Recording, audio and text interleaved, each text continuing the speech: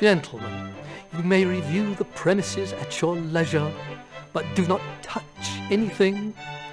Direct any questions or concerns to me. Wow. What's wrong with him? 2 twits? Well, seems like there's more like 3 twits here.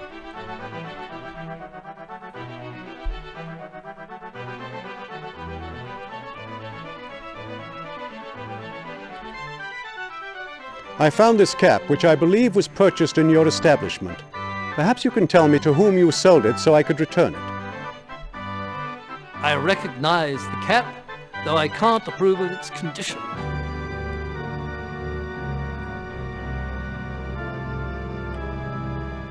I would like to return the cap to the owner. May I have the name of the purchaser, please?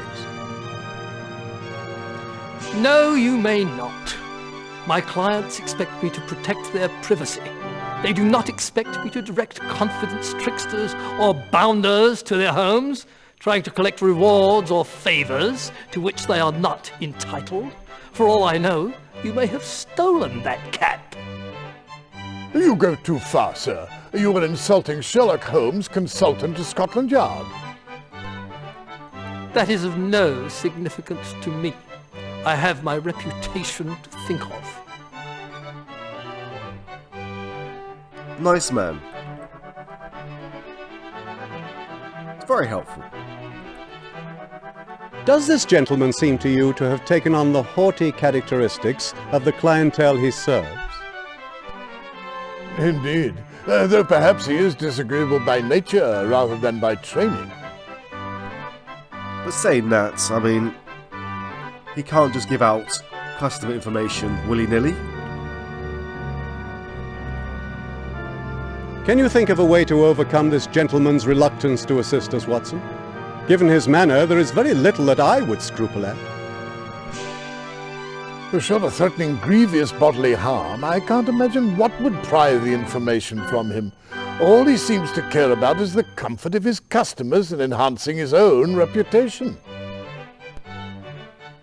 Brilliant, Watson. That's what we'll do. Disturb his customers and jeopardize his reputation. Let us make nuisances of ourselves. I've noticed 1 or 2 items with which we might discompose these tranquil surroundings. Perhaps we can use them to loosen this chap's tongue without having to tear it out. Surely you jest, Holmes. Still, I'll follow your lead. And we discompose the tranquil surroundings by checking out these coats of arms.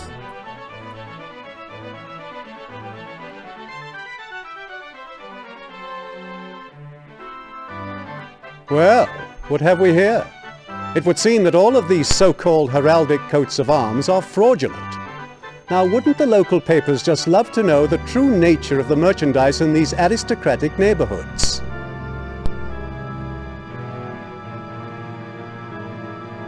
I suspect those customers won't be back. Now that they're gone, I feel an almost uncontrollable urge to test every polo mallet in the shop. Watson, bring down those mallets, will you? Now, sir, do you feel you could let the name of the cap's purchaser pass your lips? Or shall the doctor and I play a few chukkers? This is extortion. But I will tell you, Lord Brumwell bought that cap for his son Paul. Now please leave. Thank you, my man. Have a nice day. Doctor, let us not overstay our welcome. No, it's time to leave.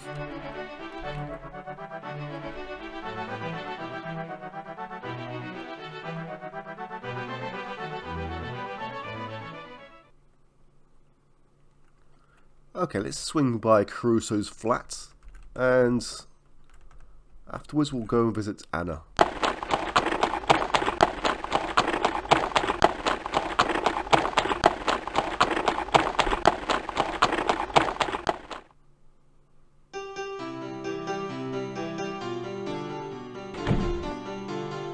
Oh, it's you. I'm sorry, I have nothing more to say. Don't worry, we're only here for one thing. A handsome flat, is it not, Watson? Beautifully appointed, Holmes. My compliments to Mr. Caruso's decorator. Do you see anything that might assist us in our inquiries? Nothing that appears to me immediately relevant, Holmes, but I have on other occasions mistaken the critical for the insignificant, and vice versa.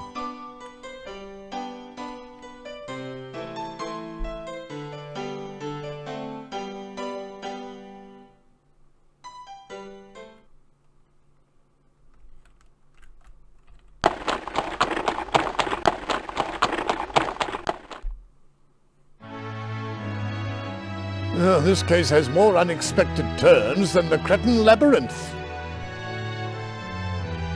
I have a bad cold at the moment, so I may sound a little bit different. Anyway, onwards.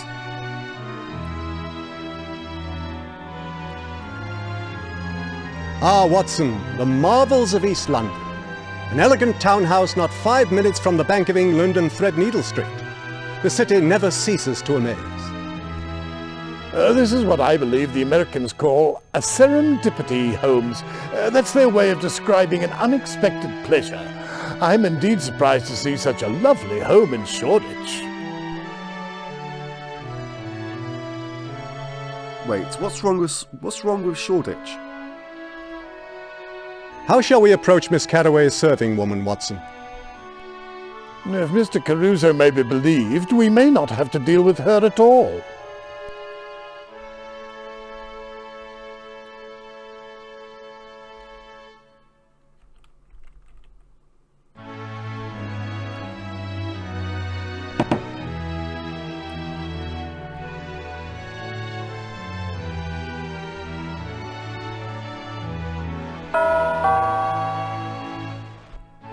Something tells me that no one is going to come to our aid. So, let's use these keys. It's a little bit rude, but needs must. I believe the demands of good manners have been satisfied, Watson. If there is anyone inside, they are either incapacitated or they don't wish to see us. In either case, we must enter. Indeed. Let us proceed.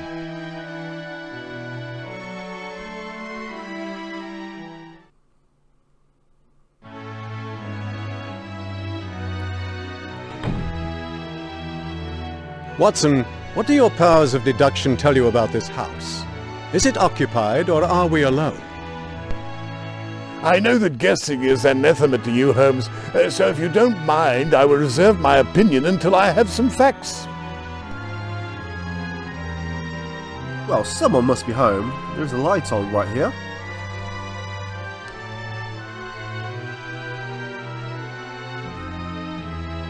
Despite our unconventional entry, you certainly must have noticed that Miss Carraway's home is beautifully furnished.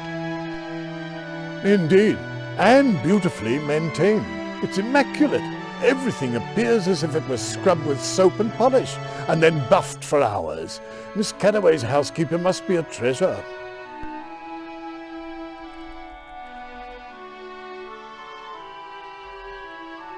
So, what do you say about the house, Watson? Is it occupied or not? Occupied, Holmes. The lamp on the staircase is lit. There is a glow coming from the parlour, which suggests a fire, and I believe I heard a broom being used upstairs. Excellent deduction, old friend. Your powers of observation are admirable. Perhaps you should take up detecting, and I medicine. What do you say? No, it will turn my head, Holmes. I say, let's examine this house while we can.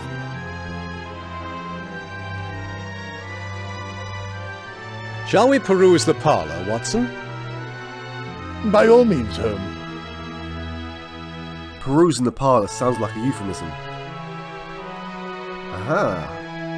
Let's see if Caruso is telling the truth.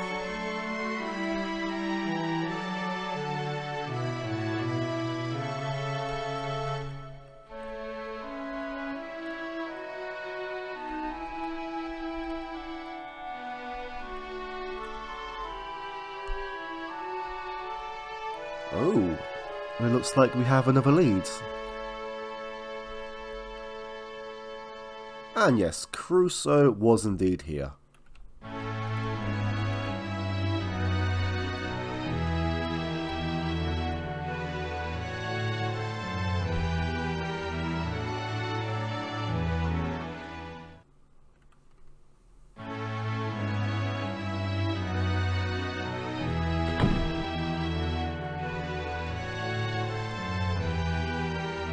Ah, the housekeeper.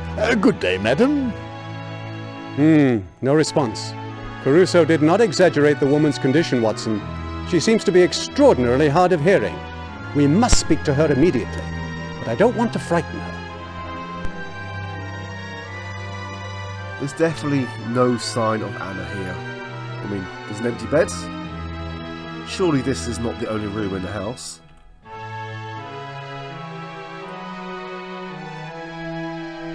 A particularly lovely room, is it not, Watson?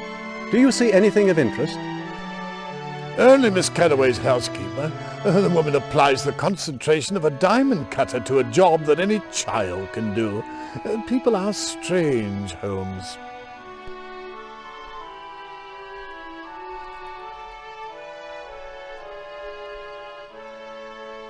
Oh, my! Don't startle me so, young man. What are you doing here anyway? Are you a friend of Miss Anna's? Excuse us, madam. We are looking for Miss Carraway. You haven't brought in any dirt on your shoes, have you? I trust not. Pardon our intrusion. We wish to speak to Miss Carraway. Don't whisper, young man. How'd you get in here anyway? We have a key from Miss Carraway. We're looking for her, actually. Oh, you're not the only ones. A fancy man was here earlier, interrupting me, keeping me from me cleaning. Like I told him, I haven't seen her all day. You can wait for her downstairs if you must. I have me cleaning to do. Might we have a look around this room? Certainly not. Miss Carraway barely allows me in here. I clean as best I can, but she has strict rules. I have orders to never ever touch that statue, for instance. Not that I'd want to, mind. That shameless woman has no clothes on. Now go downstairs, please. Yes, ma'am. I'm trying to place the accent. It seems to be a bit all over the place. At one point I thought she was Irish, then trying to be someone from the north of England. Anyway. Ooh, whoops, wrong one. So we need to create a distraction, by doing that, we need to mess the house up a little bit.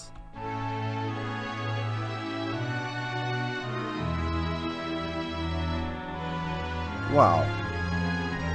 I didn't think that Holmes had it in him.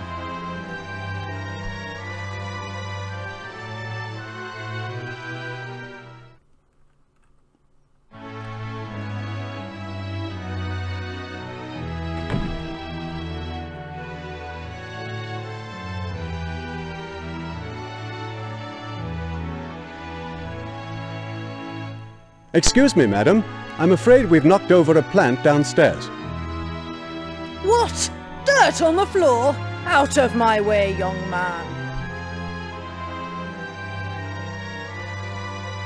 Now, there was special mention that of the statue, so we need to take a closer look at it.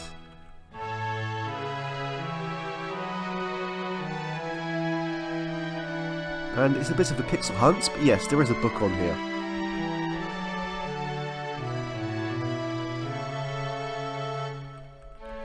And we are actually able to move the statue back. I don't think that it's actually important, but it makes life a bit easier for us, I suppose. Although a missing book would be noticed, I guess. So yes, this is Anna's diary. And again, feel free to pause if you want to read this more in depth. But a short summary is that she's worried about her sister's jewelry. She understands her sister's been killed, but the special mention of a pendant.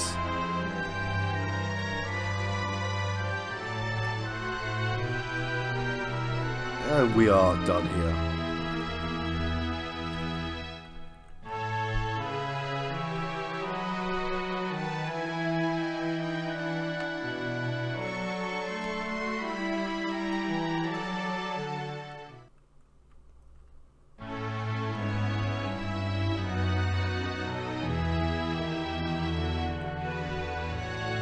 We will leave her to her cleaning.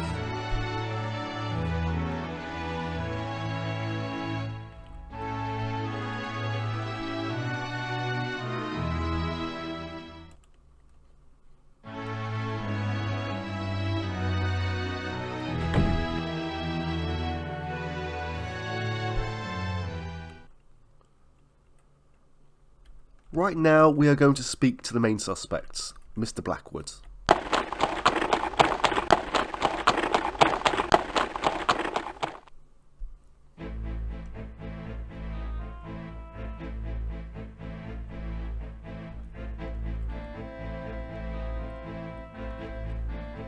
I am Sherlock Holmes, and this is my colleague, Dr. Watson. Oh, yeah? And pleased I am to make your acquaintance, your worship. But you'll have to push off. Only official personnel is allowed down here.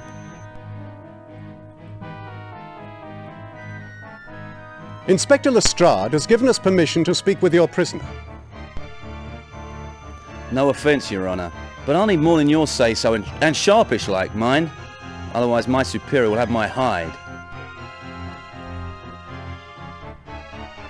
It is urgent that I speak with Inspector Gregson immediately. Then hike off to Scotland Yard, urgently. I've never seen Gregson in Bow Street for all the 17 years I've worked here. Alright. We do have something that will grant us access.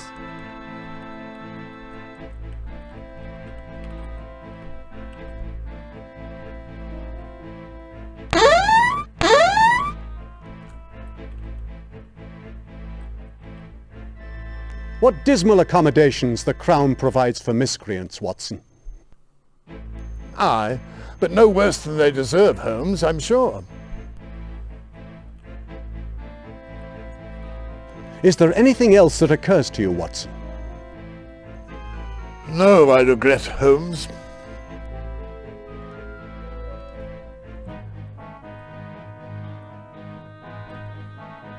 I have evidence that will put a rope around your neck before Christmas, Blackwood. Confess. Your reputation for subtlety is undeserved, Mr. Holmes. You can hardly threaten a man who is about to die. Never mind, the threat is bogus in any case. I've only been charged with stolen property. The stolen property charge is a temporary expedient, Mr. Blackwood. Soon you'll be indicted for murder in the first degree. Now, here's a friendly word. Once the English judicial system traps a capital criminal in its capacious maw, it chews on him like a piece of tough mutton. And after it breaks him down, it unceremoniously spits him out like a repulsive piece of gristle. Would you not wish to spare yourself that aggravation?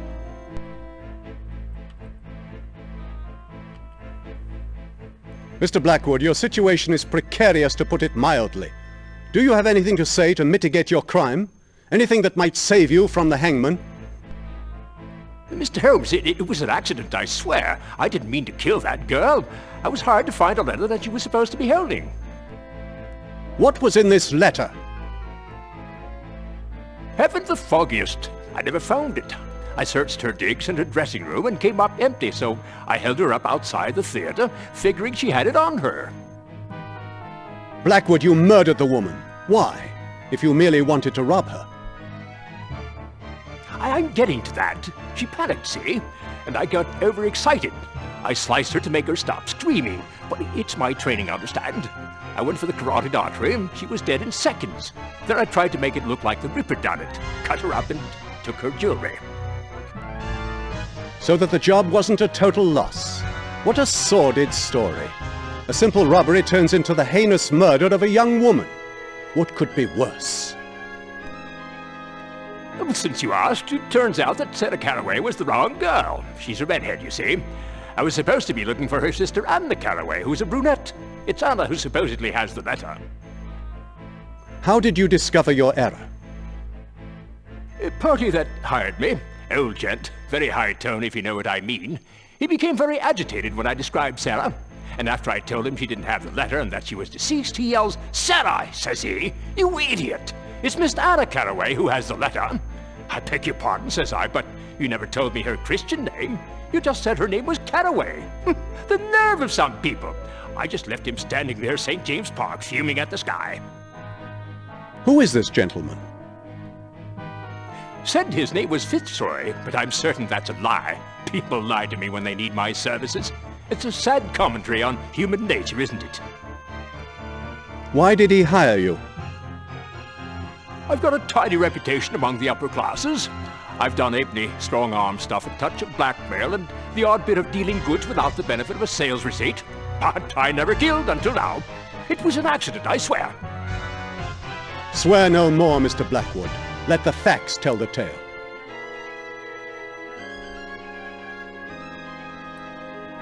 It would seem, Mr. Blackwood, that you recovered the letter you were hired for after all.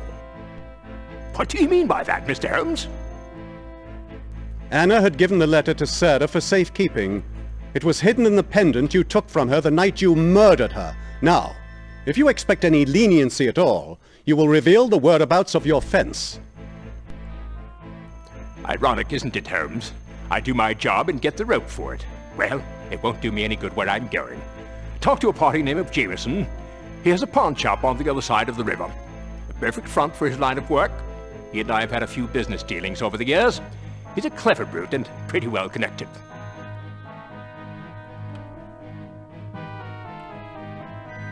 Do you have anything more to tell us, Mr. Blackwood? I've coughed up everything I know. I hope you can save me from swinging. Truth to tell, Blackwood, I doubt it. But you knew that, didn't you? You may feel better with a clear conscience. I, unfortunately, do not. Okay, so we have found the killer, and he is behind bars, thankfully. But we still need to find Anna, the pendant, and whoever hired Mr. Blackwood.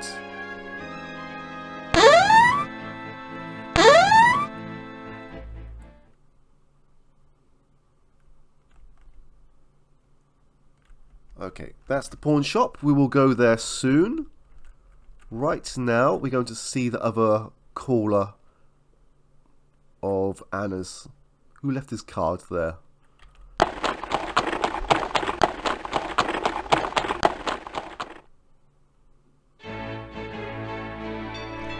Good day, gentlemen. Forgive me for not rising. Please amuse yourselves while I complete this correspondence. There are one or two artifacts here that might capture your interest.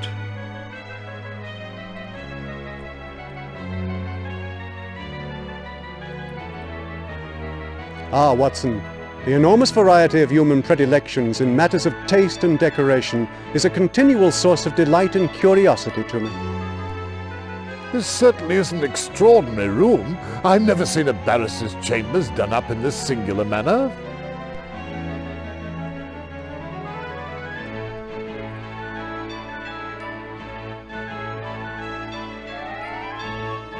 Mr. Farthington, what is your interest in Miss Anna Carraway?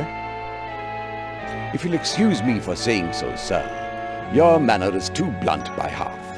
In you come without so much as an introduction and begin interrogating me. No, sir, we shall not be able to deal on those terms.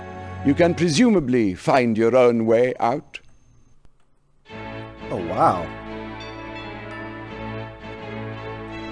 But he is true, though. He does speak the truth. We did not really introduce who we were. Forgive me, my name is Holmes and this is Dr. Watson. We're investigating the murder of Sarah Carraway. At Anna Carraway's home we found your calling card. Have you seen her? With the exception of one time last week, not since she was in nappies. I beg your pardon? Might I know the status of your inquiries? We have some suggestive leads, though the murderer is still at large. We're now concerned with the whereabouts of Miss Anna Carraway. No one has seen her in more than 24 hours. Wait, we just spoken to the murderer. Would you please describe your interest in Miss Carraway? At the risk of betraying the confidence of a client, I'll tell you a story that will, I trust, make my interest clear.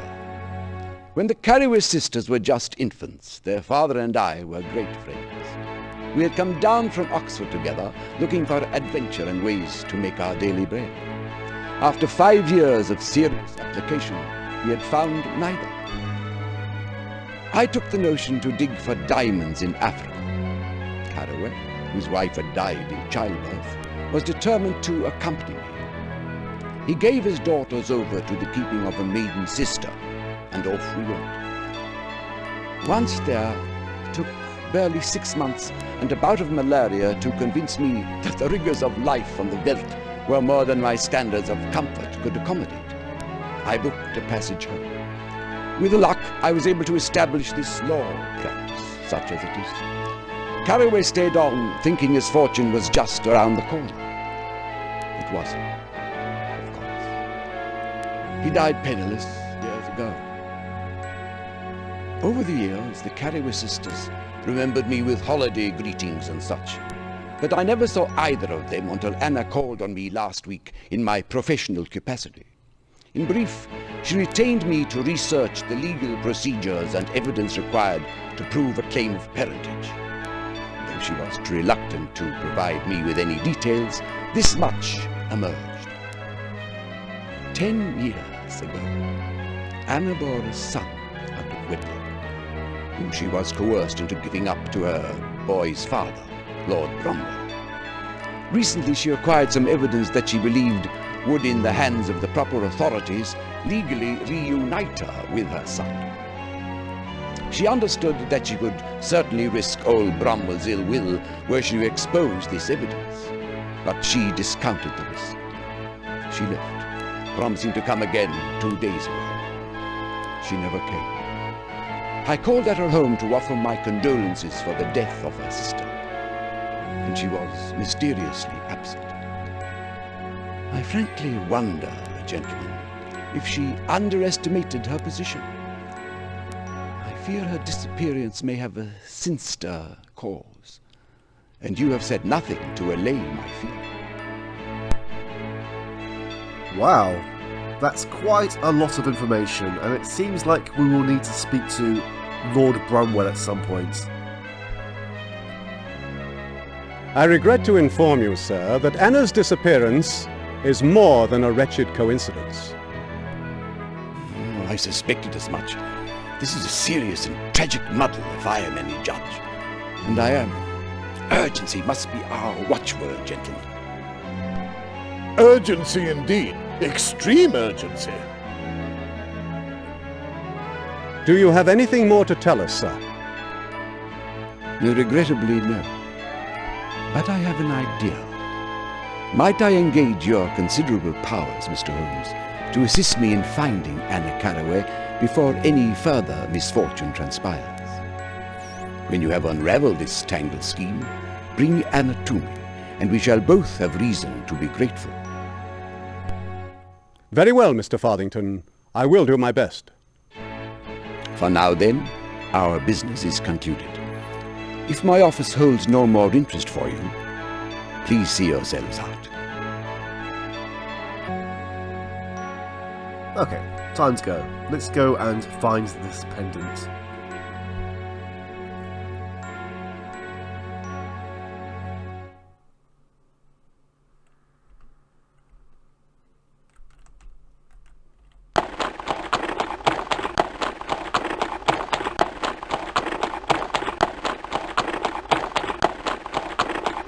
Whoa, where's he going?